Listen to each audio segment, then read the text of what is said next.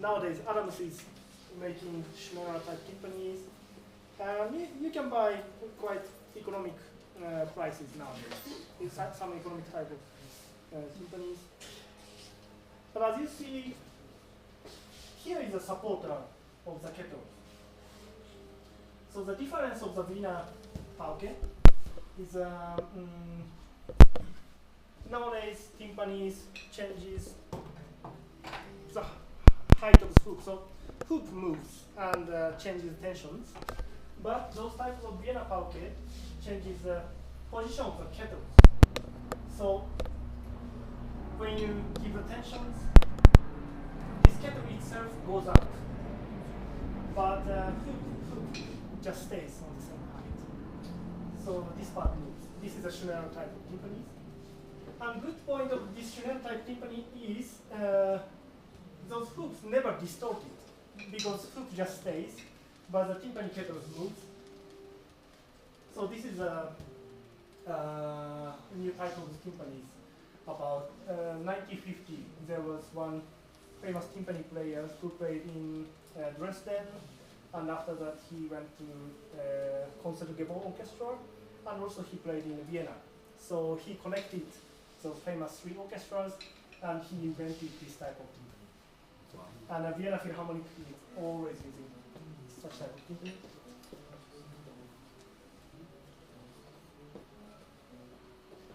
And this is a balance action system pedal timpani, and those Adams are the same. Like Ludwig invented about 1940, 50. And the good point of those type of timpani, you don't need to think about the stopper. If you play Berlin type old timpanis,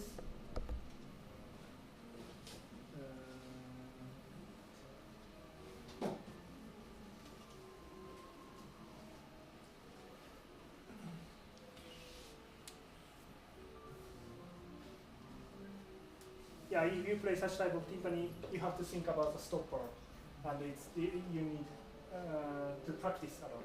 But such kind of balance action is really easy to. You can just step and pedal stops. So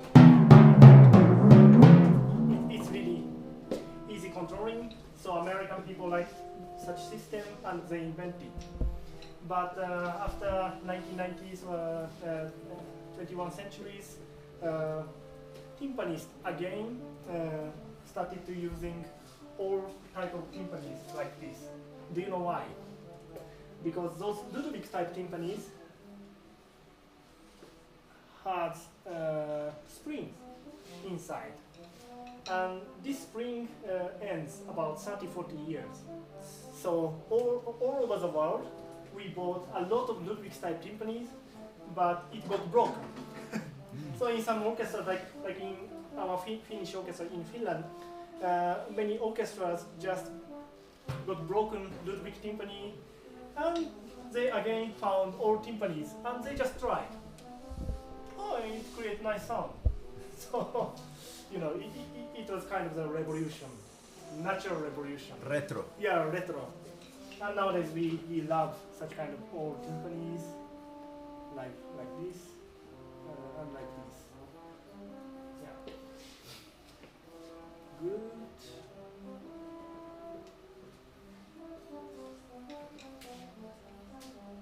So what is the difference of these human symphonies comparing to Beethoven, Mozart? Do you see some new things?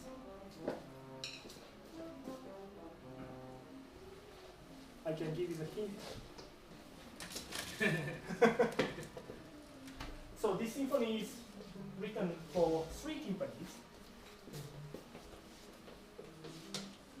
Robert Schumann was probably the first person who asked timpani player to tune in the middle of the movements. So in the 4th symphonies, timpanists must change the tuning in the middle of the movements. Otherwise, you can't have time between the movements, because in the first movement, this is B flat, F, and G flat. And second movement, D, F, R. So timpanist had enough time to tune in the, between the movements, but in the fourth symphony, timpanist had to tune in the middle of the movement. It's, yeah, you know how it's different. But we can clearly see this invention happened because of the invention of the timpani. So when Robert Schumann composed his symphony number 4, yeah, like here, in the beginning, de and a, and here is des and as. So when he premiered those timpanis, the timpanist had machine timpani.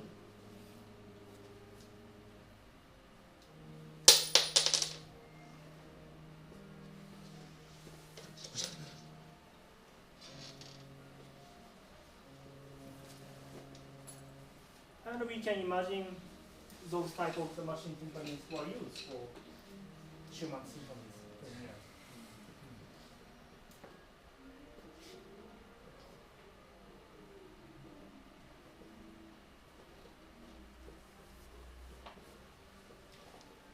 But when you play Schumann symphonies, you have to be careful about the intonation of the timpani notes.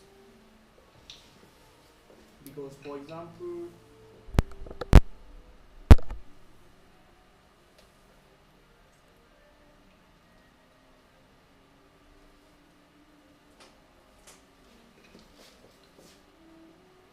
these passages.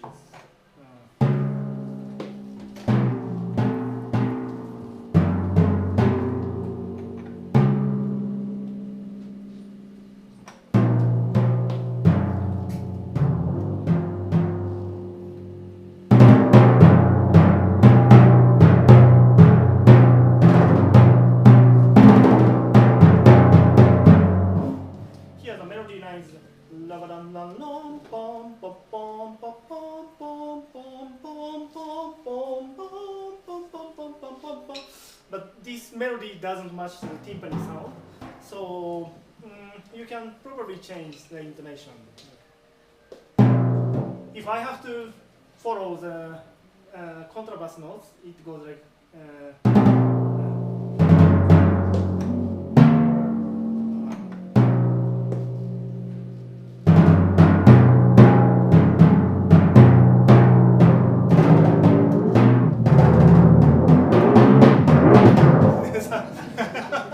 it goes like this, but nowadays timpanist also tries such kind of games. Timpanist tuning. I need a chair to play perfectly this tune. It goes like this.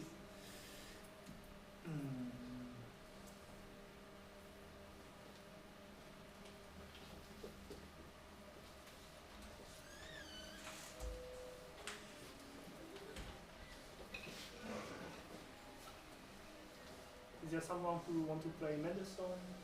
Something?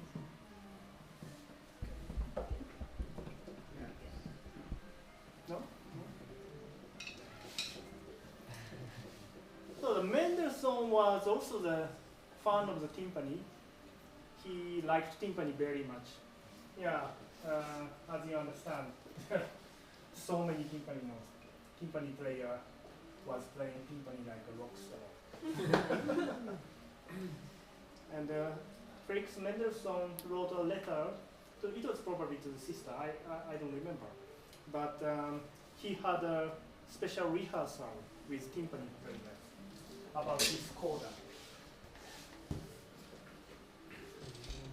This part is, the melody line is really soft and like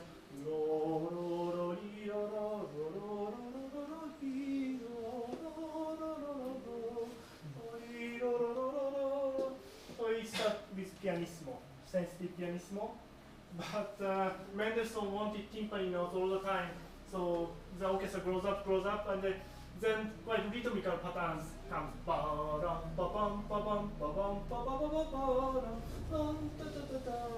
Then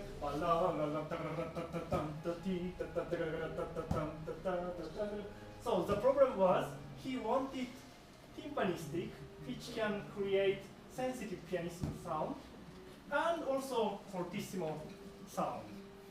Like, yeah, he was quite greedy to the timpani sound. But also nowadays, we have to think about what kind of mallets we use.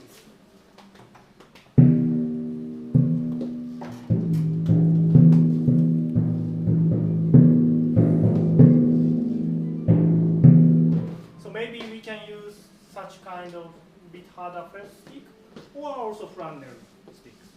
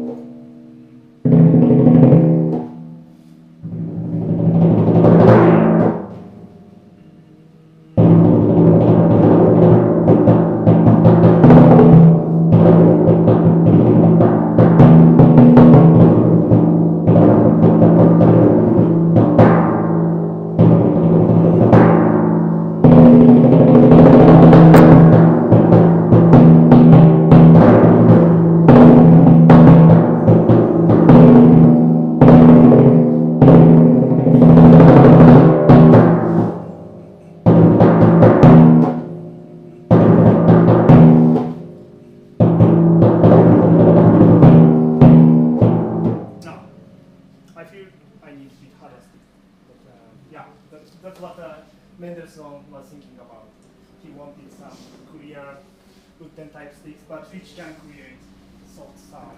So in the end, he put some felt on the top and he put spray.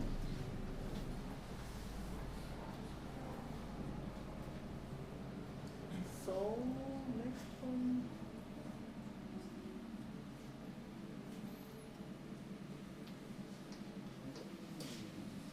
It's a quite big jump from Mendelssohn, but I'd like to show some Sibelius timpani notes because it's also so creative for timpani players. He was a violin player when he started to compose, and nowadays Finnish people are really conservative. They are really patriotic and they love their country so much.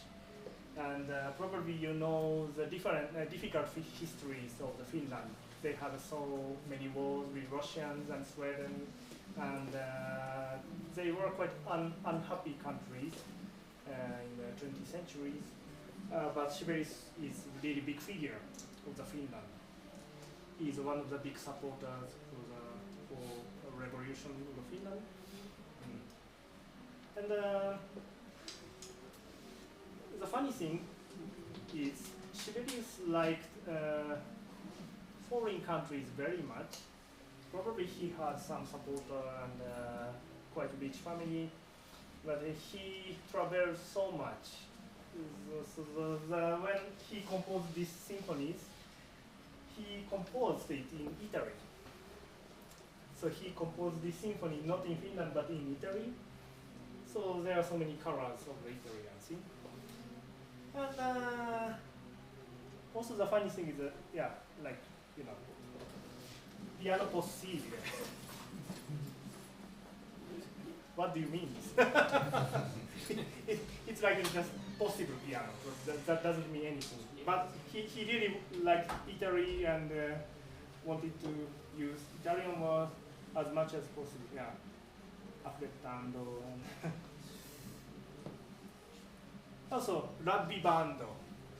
I don't see this word so much in other composers. What does it mean, ravvivando? If you want a masterclass for the masterclass. Like a fire. Fire. Ah, ravvivando. Ravvivando a fire. Ravvivando il fuego. So the tranquillo ma poco a poco ravvivando il tempo all'allegro. Okay. Interesting. Yeah, such kind of thing. Do you want to try yeah, just come, somebody, and play. Valientes. Yeah. Vamos, vamos chicos.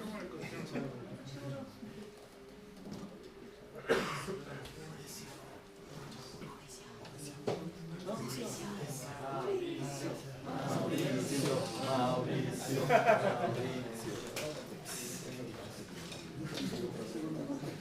Todo lo puede Mauricio.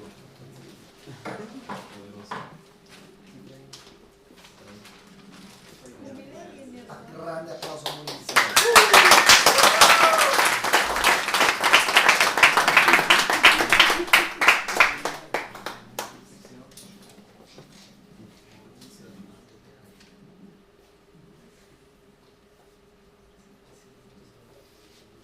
Do you know the symbol? No? Okay.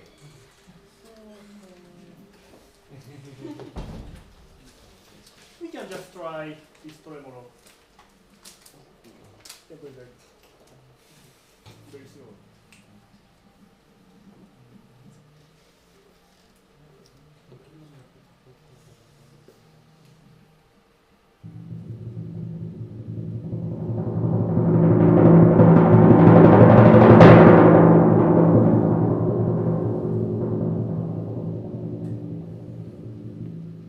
Very good. You don't know the symphony? No. Oh. It sounded like he knows the symphony. He has a lot of sensibility. Yeah, very good, very good.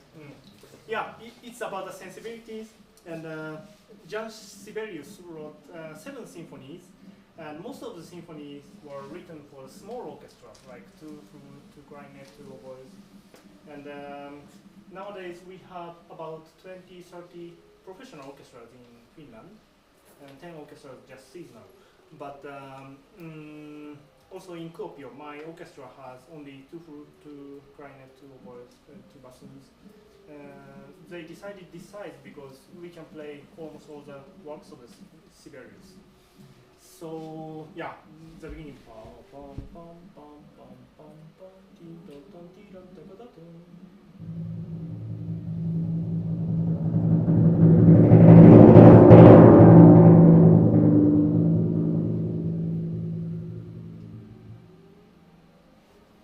You have to show the color of the wind of the Finland, like really, how you play, really soft.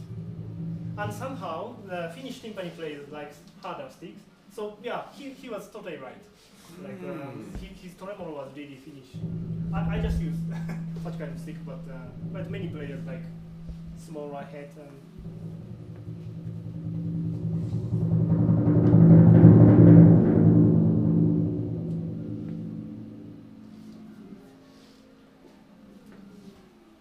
And Sibelius was really interesting guy. He put all the detailed nuances on the scores. So here's a mezzo forte piano, not forte piano, mezzo forte piano. Here the flute starts the tremolo. So we can play with flute.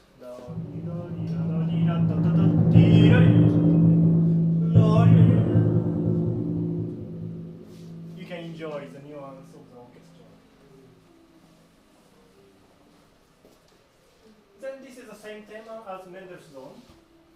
You see, we need a really profound, soft, nice tremolo sound here, but we have to have kind of staccato sound here.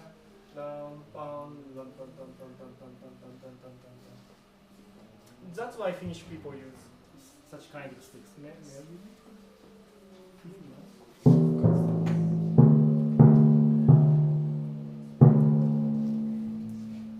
Is it Mexican mallet or where did you buy it? Sergio Quesada, yes. It's handmade Mexicano. by a Mexican timpanist. Yeah, great. No, Costa Rican timpanist. Costa Rica. Yes. So,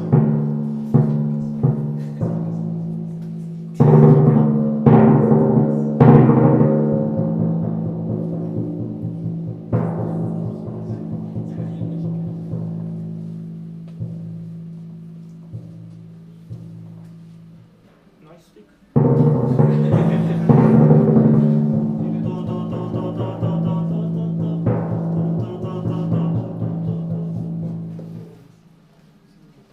interpret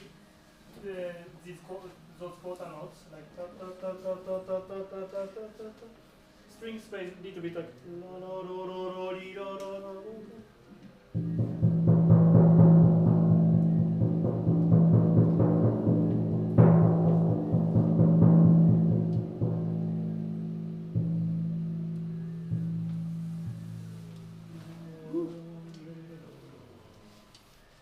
And next thing,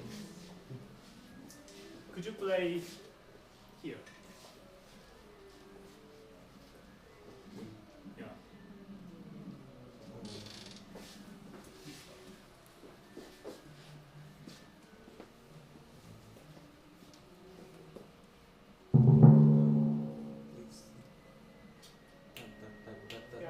Yeah.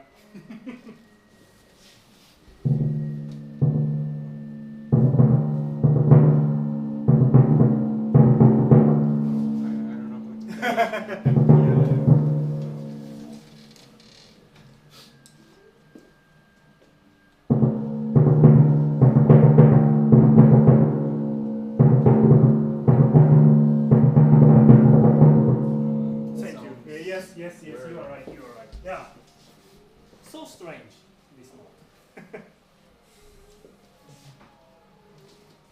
What do you think about it? Probably you can have the imagination as I explained all the timpani histories, and is there somebody who has an idea why Sibelius wrote this note like this? Maybe like, I don't know, imitate the flutter or the good beat. I don't know. Yeah, this part is not like a wind instrument. It's only about timpani.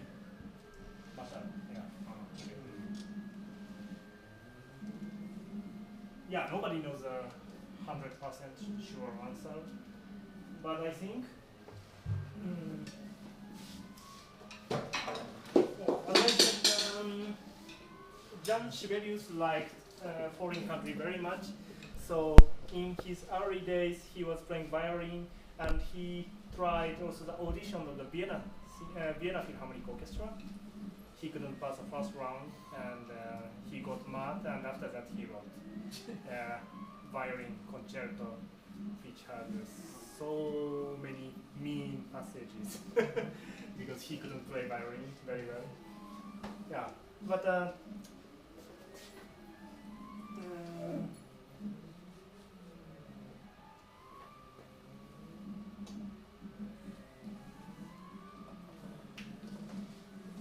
so he went to Vienna, and he was also studying in Berlin. So Sibelius knew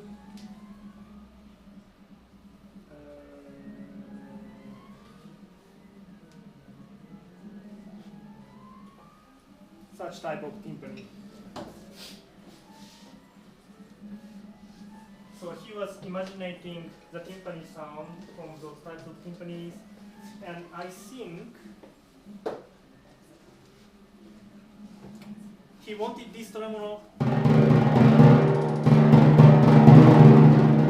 like snare drum.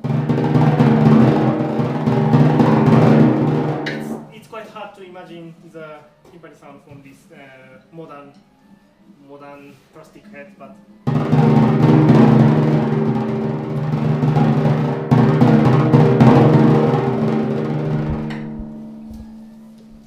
you can actually try when you play this way. But do you know how Finnish people play those tremolos? They just don't play. So we play. This is the Finnish way. Because it's a bit, yeah. We can play.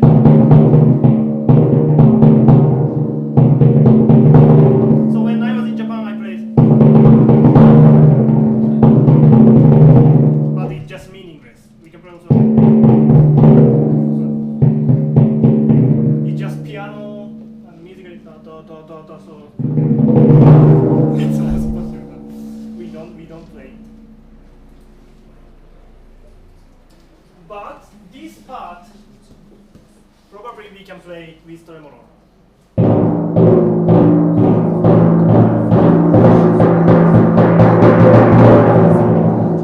It's a tutti of the orchestra.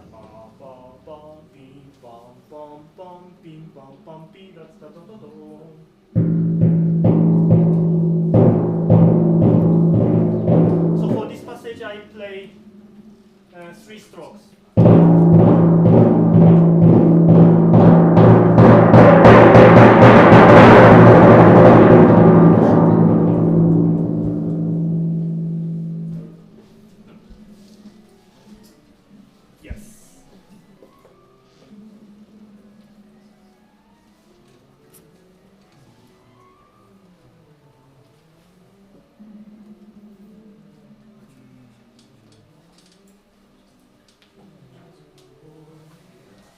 And if you like the timpani, you can practice the second movement of this symphony.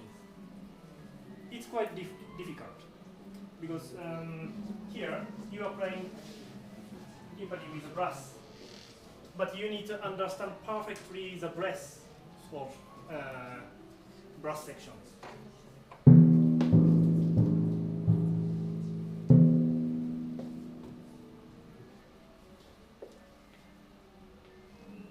So this button, parara, parara, parara, ta-da, ta-da.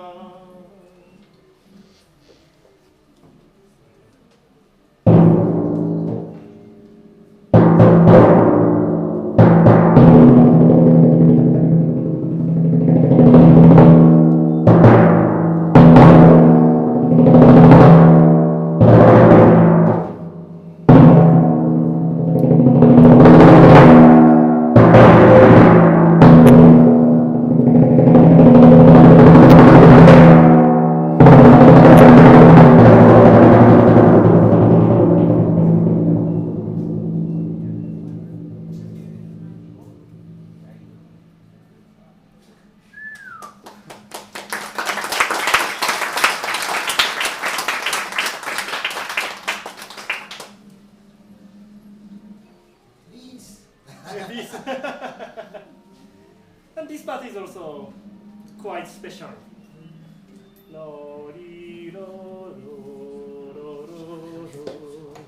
It's the most famous melody of the Sibelius Symphony.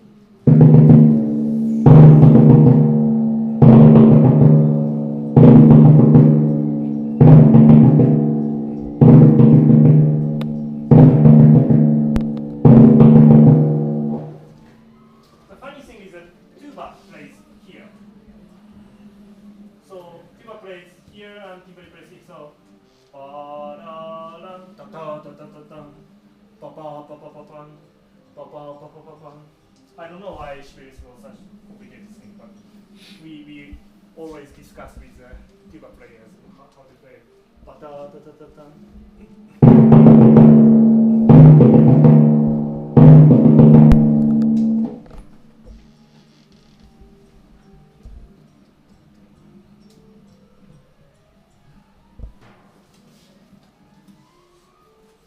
Can you try this passage? Yeah.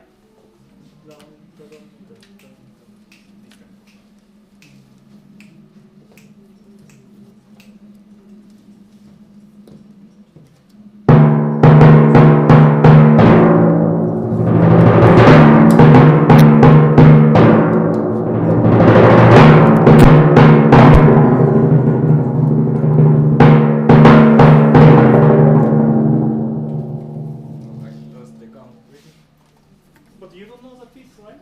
No. He plays like he knows that. Very good, very good. That's his secret. He plays the music like he knows it. Yeah. This is one of the most heroic timpani part.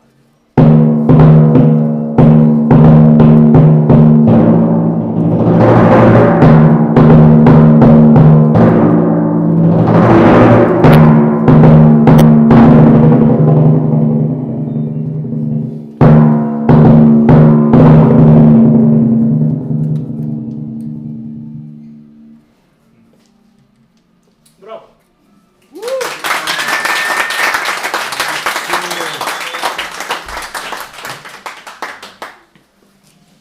So we have also Gustav Mahler symphonies, but have you practiced? Mahler. That somebody knows Mahler? Uriel. No. ¿Vas a leer, Uriel? ¿Vas a leer? Uriel. Uriel. Uriel. Vamos.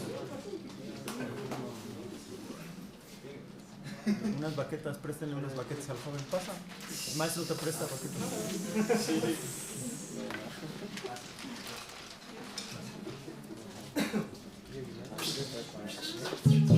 ¡Bravo!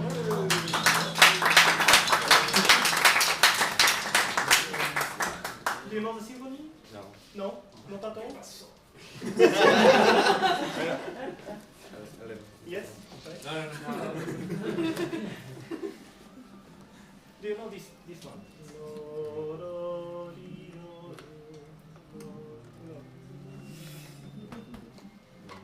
You don't know? But you know.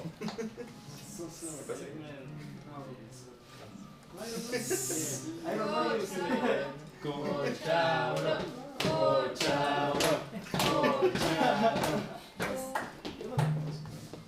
¿Qué pasó? Toca, toca.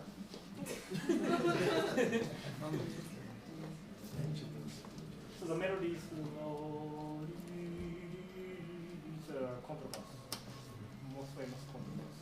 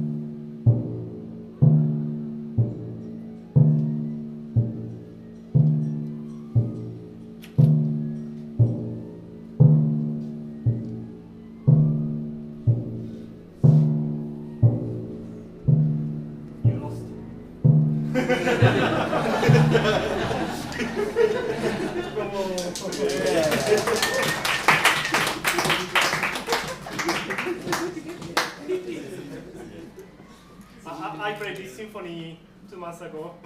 Actually, I also lost in the not this part, but yeah. Yeah, this is really famous timpani and contrabass solos. So you have to really practice with the contrabass soloist before the rehearsal. And sometimes conductors are really soft. So.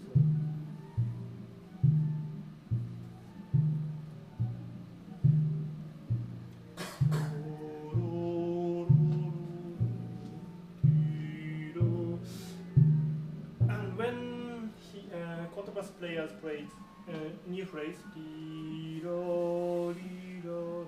little bit time.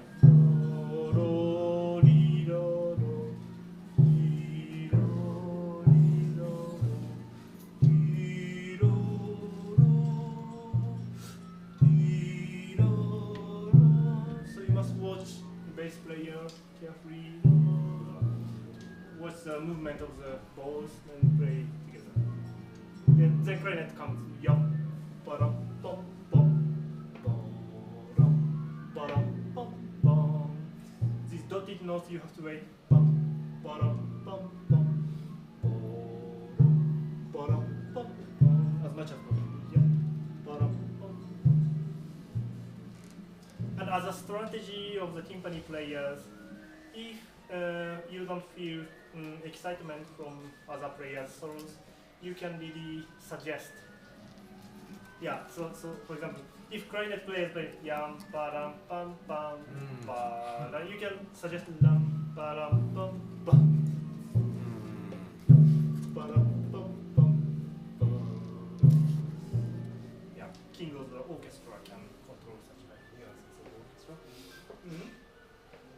Okay, we still have 10 minutes, and I'd like to talk about the tuning of the timpani, as a professor asked me, because now it's almost okay. But not so clear.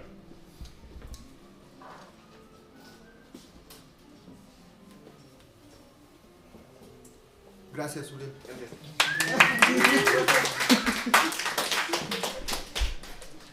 I have a question. Yeah. I think that the score indicates mute. What do you Wow. think So you knew that you have to play. Tú sabías. Pasa. Yes, yes. Yeah, Pasa. you can. Por favor, pasa. Do you want to play? Okay. Vincenzo. It's your cousin. No, Yeah, you are right. So Gustav Mahler wrote Gedanken here. And I personally don't like dumped sound of the timpani because do you have something to Saquen las sordinas, chicos. sordinas? Sordinas, los trapitos. No han ido a la parisina, sí. Ah, yeah. Bravo, Mauricio.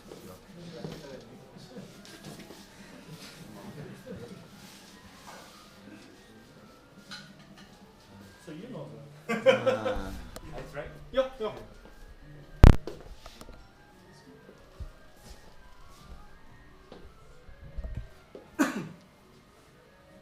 De acá.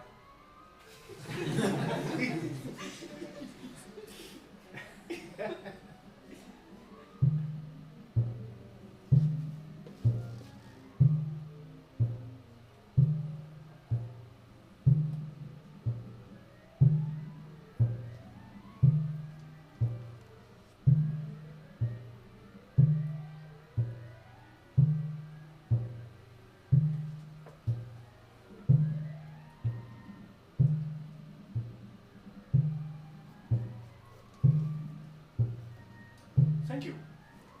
Good.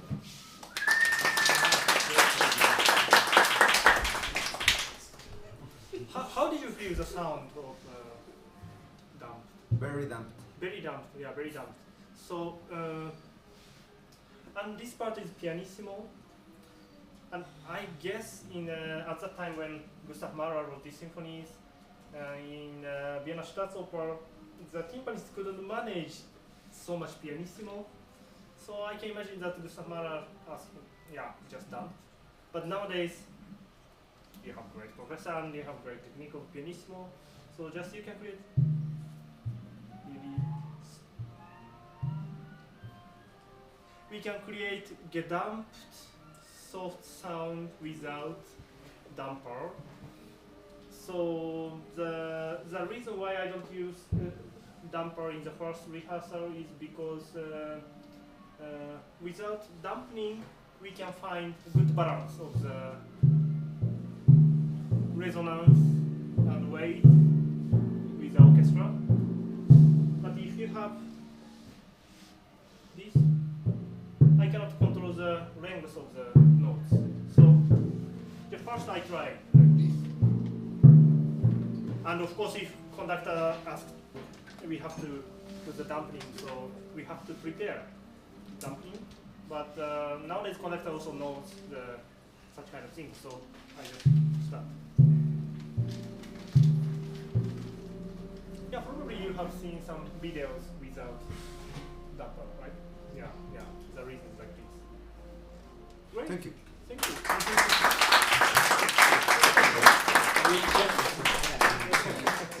Mamma mia. Yes, and about tuning.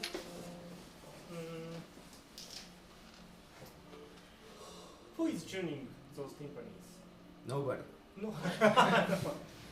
But do you know how to tune a timpani? Sort of. No. Not really. No. Not really. The students, not really. Not really. Not really. Okay. But probably you know a little bit, right? Yes. So tell me your ideas how to tune timpani. You know at least something, right? Sí, aunque sea poquito, lo que sepan de afinación.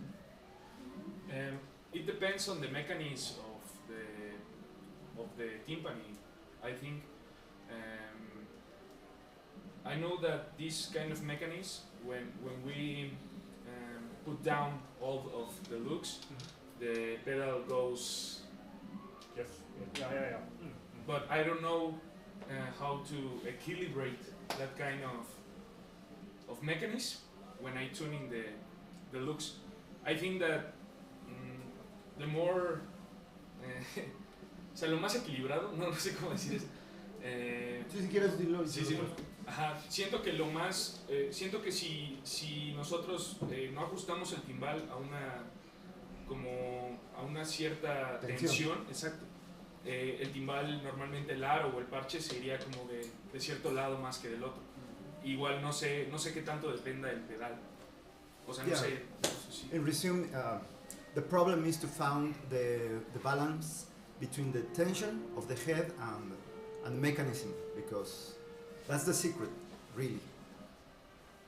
I think he went much higher level than I thought. I will explain about this thing. But first, we have to tune the timpani with the same tension with the same bolt, right? This one, maybe you know. Yes. So the Adams timpani has 6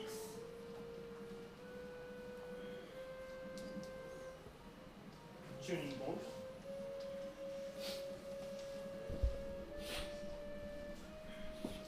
And when he hits the timpani, I'm not so comfortable with this tuning because this is D notes, but the overtone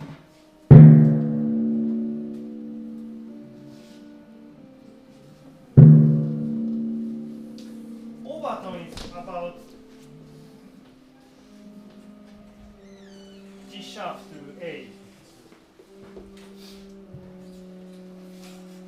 So the tension of each bolt decides the basic tone of the timpani. So nowadays we have some drum watch, you know, the tuning watch.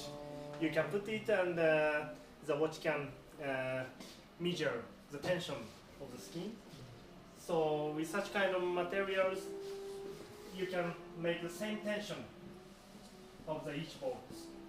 But it's not enough to tune the timpani. Important thing is the distance from the frame to the kettle. For example,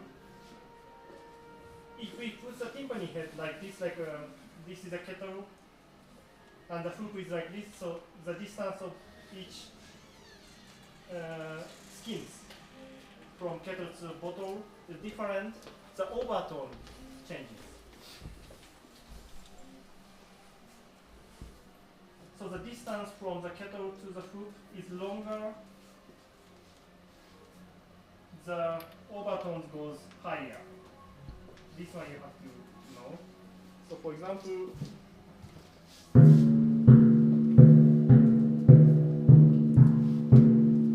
this part I can see the distance is a bit too wide.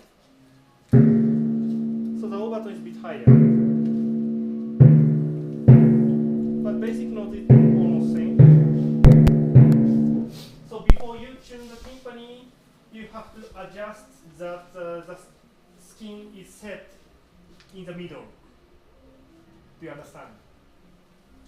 If the skin is set like this, you can never have a good intonation, because even if you tune with the same tensions, overtones diverse. That's many intonations. So when you tune the timpani, first you put the skin in the middle of the timpani, then you can tune each bolt with same tensions. Then you can create good overtone. When I tune timpani, first I tune the basic intonation. Sometimes I use a tuner and listening intonation here, and I listen the timpani notes here. So when ringing the tuning machine, then you can easily find pitch balls loose and pitch balls are too tight. Then after put the same tension for each bolt, I tune with overtones.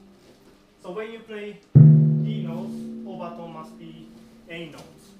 So second time I put it Tuner. to 5 degrees higher. So if it's D notes, it's A notes. So you can hear the overtone.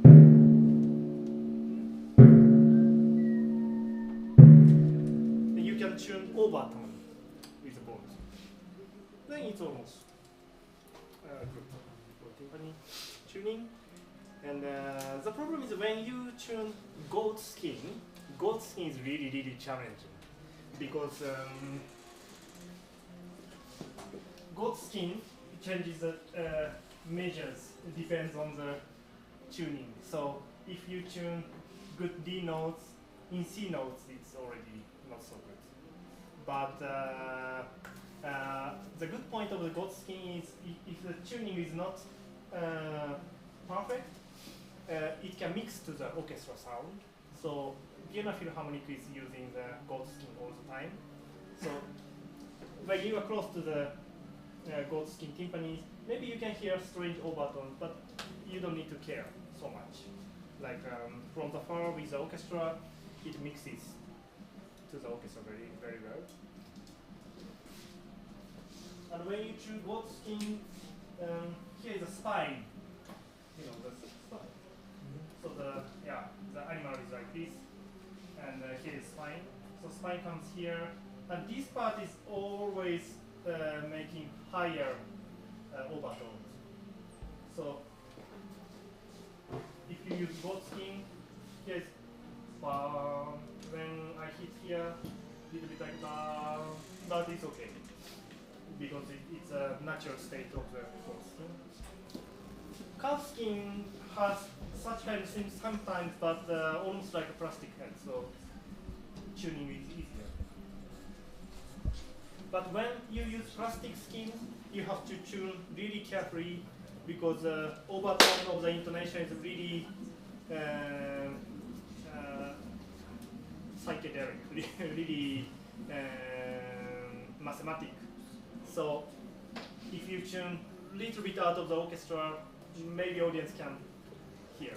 So the good point of the natural skin is if you are a little bit out of tune, it can mix well with the orchestra. So you don't have so much matters. But when you use plastic head, you have to tune really carefully. And also you have to have new skins as much as possible. Okay, so now it's time, 5 minutes over, but do you have some questions? Yes? I have a question. I would like to know the name of the book that you show us.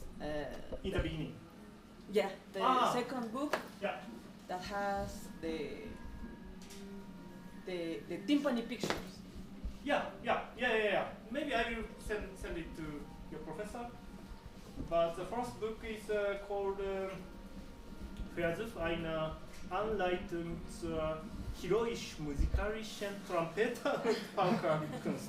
It's written by Johannes Evans, but you can find it in the IMSLP as well. But I will send it to professor. And the photos you can just Google Dresden or Dresdner and Pauke, then such kind of things appears. It's written in German language, but it's really interesting.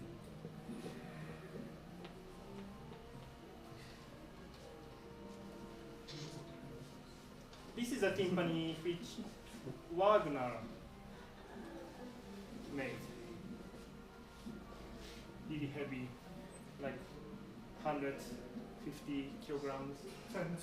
we don't know what kind of techniques they were using when they play timpani, but for Rheingold and Rotterdam, the timpanist of the theater was using these timpani. Jetzt noch nie gesehen. Ich weiß nicht, vielleicht ist es ein München-Alleingang, den Sie damals sich überlegt haben.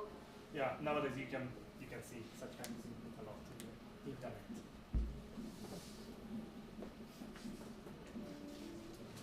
Any other question? Thank you. Well, it would be very to complete the whole idea of the tuning, to tell the students which are the base notes of each timpani for optimal tuning. Like he said that he had trouble balancing with the spring and mechanism. Yes, it would be important to know Yeah. which is the actual standard Actual standard. for Yes. the tuning. Nowadays, you can also see, so yeah, it depends on the models of the timpani, the ranges The range. of the intonation is different. So you have to clearly know the maker's suggestions of atoms, what kind of size has what type of the intonation ranges. And you have to fix the lower notes first, Yes. the lower range. The bass Then- note. Yeah, but if timpani is not good conditions, the ranges goes shorter. Sure. Then you need some repairment, but yeah, first you have to try the, following the suggestion of the ranges of intonation. If it's too wide, timpani has some problem. If it's too narrow, timpani Yeah. has problem. But in general, you know, the 32 inches, 29, which are the bass note, the Bass basic note. note. It depends on the It depends, maker, of yeah. course. Ludwig, Adams, and Yes. We have a big Kolberg, and Kolberg has really wide range. Yes, But Ludwig is big. it goes really down. Yeah. All right. Preguntas? Well, I have a question. Yes.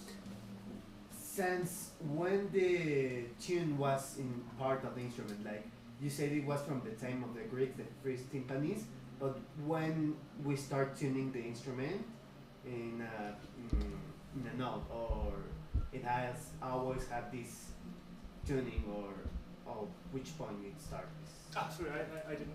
Could you say it again? Yeah, like in which point we start to tune the timpanis, like. You mentioned like Specific tuning. Specific Specific tuning. tuning. yes. Yes, there are many theories about this kind of stuff, but first time when timpani, the composers put timpanis with intonation was probably Purcell, the British composers. In operas, he put at the first time the intonation to timpani. Then when you see the Mozart piano concerto notes, there are strange things written here.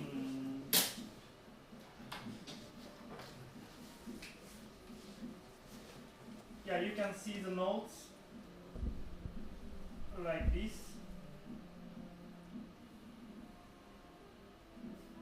So Mozart wrote C and G, but he wrote it like in S. We can imagine that those times timpani didn't have so nice intonation. If it's possible, tune it in S. But he just wrote C and G. So yeah. So at those times, timpani intonation was really rough. But Beethoven is one of the biggest figures who relied on the timpani tuning systems, intonation. Yeah, like nowadays, when we play contemporary music, we cannot play all the notes and we cannot play how composer wants, but probably after 50 years later, somebody can play.